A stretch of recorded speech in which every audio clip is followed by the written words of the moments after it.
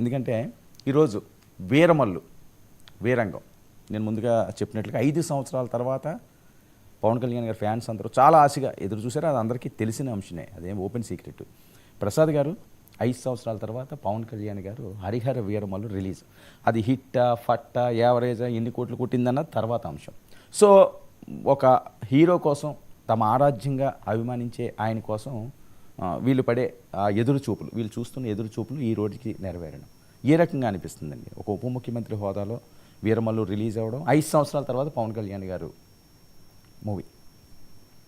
ముందుగా 1990 ప్రేక్షకులు నమస్కారం అండి. అలాగే ప్యానల్లో ఉన్న మిత్రులకి మీకు కూడా నమస్తే సార్. అంటే ఒక 5 సంవత్సరాల నిరీక్షణకి ఇవాళ ఆ సినిమా హిట్టా ఫట్టా అన్న దానికన్నా ఫస్ట్ మనం మాడవలసిన విషయం ఏంటంటే ఆ ప్రొడ్యూసర్ గారి యొక్క పేషెన్స్, దానికన్నా ఆ ఫ్యాన్స్కున్న ఆరాధన, ఆ సినిమా పట్ల ఆయన నటిస్తే చాలు ఆ సినిమా హిట్టో ఫట్టో తర్వాత విషయం. అది నేను ఎందుకంటే నేను సినిమాలు చూడను, దాని మీద నేను విశ్లేషించదలుచుకోవాలి. కానీ ఇక్కడ ఆయనకున్న ఫ్యాన్ ఫాలోయింగ్ అనేది ఉంటుంది చూడండి, అది దట్ ఈస్ మోర్ మ్యాటర్స్. ఎందుకంటే ఈ 4 రోజులు బట్టి దాని మీద క్రియేట్ చేసిన హైప్ కానీ తర్వాత వాళ్ళు ఫ్యాన్స్ పరంగా వాళ్ళు ప్రతిస్పందిస్తున్న విధానం కనుక చూస్తే విత్ ద హ్యూజ్ ఎక్స్పెక్టేషన్స్. అందులో ఆయన చిన్న చిన్న ట్రేడ్ సీక్రెట్లు లాంటివి, నేను క్లైమాక్స్ ఫైట్ నేనే కొరియోగ్రఫీ చేశాను, అలాంటివి ఏవైతే ఉన్నాయో దాని మీద అతనికి తెలియకుండానే దాని మీద ఎక్స్పెక్టేషన్స్ చాలా ఎక్కువ పెరిగాయి. అంటే సినిమా పరంగా అది హిట్ ఫాట్ అన్న పక్క తీస్తే ఈయన యొక్క వెర్షన్ ఇది ఎప్పుడో జానీ సినిమా డైరెక్షన్ చేసిన తర్వాత తదనంతర పరిణామాల్లో కొన్ని సర్దార్ గబ్బర్ సింగ్ సినిమాను కూడా సగం ఆయన డైరెక్ట్ చేశారు. దాని పర్యవసానాలు ఆ బాబీ గారిని మామూలుగానే నిలబెట్టి అన్నది అందరూ తెలిసిన విషయంలోనే. ముఖ్యంగా ఆయన ఫైట్స్ అన్నవి ఒక డిఫరెంట్ మార్క్ మార్షల్ ఆర్ట్స్తో కూడినవి. సో ఆ మార్షల్ ఆర్ట్స్కి అతను గతంలో ఖుషీ సినిమా కానీ అలాంటి వాటిల్లో సర్ప్రైజింగ్ ఎలిమెంట్స్ ఏంటంటే ఒక ఈవెన్ అయింది జల్సా సినిమా కూడా అంతమంది ఒక్కసారి వచ్చినప్పుడు ఒక మార్షల్ ఆర్ట్స్కి ఉన్న పవర్ ఏంటో అది ఎస్టాబ్లిష్ చేయడంలో ఆ సినిమాల పరంగా అవి సక్సెస్ అయ్యి.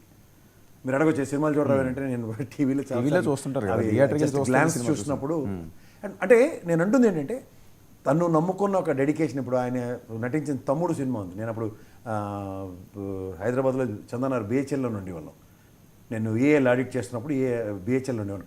ఆ షూటింగ్ నేను ఆద్యంతం గమనించాను. తొలి ప్రేమ ఒకటి అదేంటి మా ఆఫీస్కి వెళ్తున్న తోవలోనే అది ఒక సెట్ వేశారు కరుణాకర్ గారు. నేను ఒక 10-15 డేస్ అబ్జర్వ్ చేశాను. అంటే I mean what sort of dedication ఈ మేక్స్ అండ్ ఆల్. అందుకనే తర్వాత ఏంటంటే సాధారణంగా చూడండి మనం ఫ్రెండ్స్లో ఒకళ్ళు చాలా ఈజీనెస్తోనూ ఒక టైప్ ఆఫ్ క్యాజువల్గా కండక్ట్ అవుతూ ఉంటారు చూడండి, అది అతని style, original style in movies. బయట అతనిది చాలా సీరియస్ పోస్చర్. మీరు ఎప్పుడైనా గమనించండి సార్. పవన్ కళ్యాణ్ గారు ఎప్పుడు అంత వెకిలిగాను దీంట్లో సినిమాల్లో ఉన్నట్టు తర్వాత ఆయన ఇలా స్ప్రింగ్ల మెలికలు తిరుగుతూ కొన్ని డైలాగులు చెప్పడం అలాంటి ఉంటాయి చూడండి. అవేంటంటే యూత్ అంటే చిన్నపిల్లలు తర్వాత ఏంటంటే కాలేజీలు చదువుకున్న పిల్లలకి చాలా అట్రాక్టివ్ మోడ్లో ఉంటుంది. ఎందుకంటే వాళ్ళు కూడా ఆ ఏజ్లో ఆ స్వింగ్స్ అన్నీ అలాగే ఉంటాయి. సో దానివల్ల ప్రభావితం అయితే, ఎందుకంటే సాధారణంగా ఎవరైనా హీరోలన్నీ చూడండి మావాడు ఇలాంటి రికార్డులు సృష్టించాడు 100 కోట్లు 1000 కోట్లు, కానీ మీరు ఆయన సినిమాలు ఏదైనా చూసుకోండి, మీరు ఏవి 100 కోట్లు దాటినవి లేవు. ఆయన అత్తారింటికి దారే సినిమా కూడా 70 కోట్లు కలెక్షన్. అంత అది ఏదేంటది ముందే సినిమా కొంత రిలీజ్ అయ్యి అది నానా ఇబ్బందులు పడిన. కానీ అక్కడ ఆయనలో చూసే విధానం ఏంటంటే ఎస్ ఆ పర్టికులర్ సినారియాలో ఒక యూత్ని ఏ విధంగా ప్రభావితం చేయగలడు అతను అన్న దగ్గర, అంటే దాంట్లో కొంచెం మెసేజ్ ఓరియంటెడ్ సినిమాల్లో ఇది first hour time the way is acted. Veeramallu cinema అన్నది ఏదో ఔరంగజేబ్ మీద అన్నీ ఏదో వింటున్నాం. ఎందుకంటే నేను కూడా విశ్లేషణలో చెప్పాల్సి వస్తుంది, రఘురామకృష్ణరాజు గారు కంపారిజన్స్ ఇవన్నీ మాట్లాడుతున్న దగ్గర.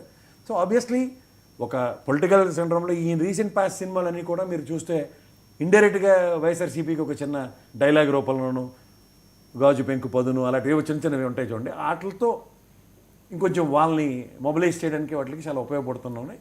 ఓవరాల్గా ఈ సినిమా అంటే నేను చూసి మాట్లాడేది బాగుందో బాగోలేదు చెప్పడం ఒక విధంగా ఉంటుంది, కానీ ఎవరో చెప్పిన కబురు నేనైతే చెప్పడానికి లేదు. నాకైతే ఈ సినిమాలతో సంబంధం లేదు.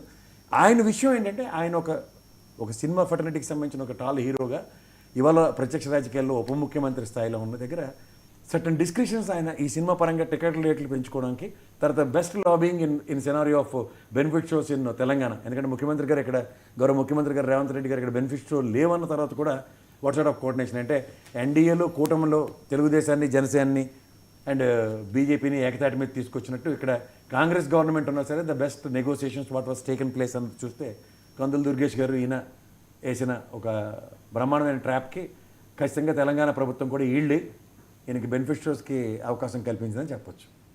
Right, okay. కిరణ్,